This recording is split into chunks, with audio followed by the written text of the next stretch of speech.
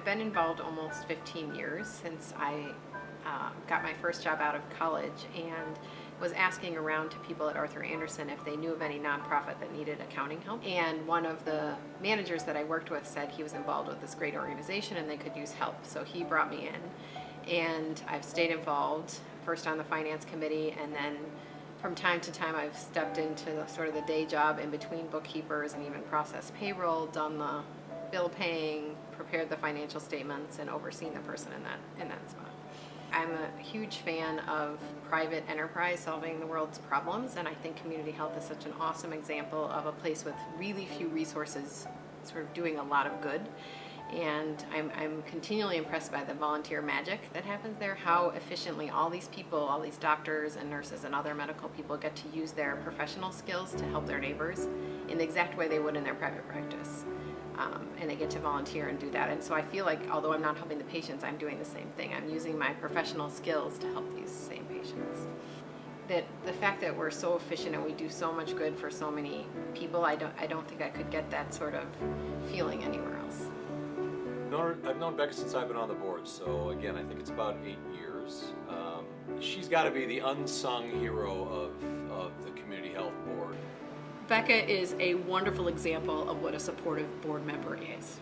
Not only does she donate her own time and her expertise to community health, serving on the finance committee and being our treasurer and being on the executive committee, but she personally donates to community health, and not only from a personal resources point of view, but the connection of outside resources. So it's just amazing how much Becca has really given to community health.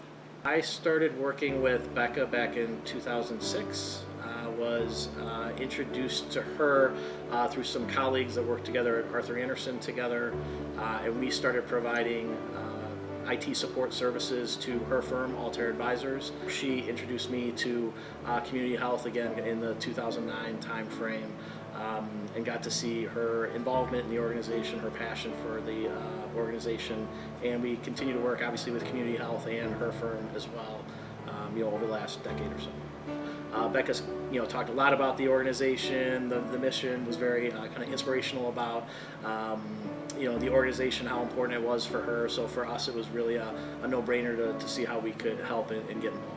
Becca is the kind of person that's not afraid of hard work, and so whatever she has identified as being a priority need for community health, she's figured out a way to either address it directly through her vast talents or through finding other folks who can bring equal value to the organization. But every time I'm with Becca, and I think anybody who knows Becca can attest to this, tells the most endearing stories about her two precious children, and then whatever extra hours she has, whether it's in the evening, on the weekends, she figures out how to give that time back, not just to her family, but to organizations that she's passionate about, like community health and like her church and other causes that she really wants to get involved in.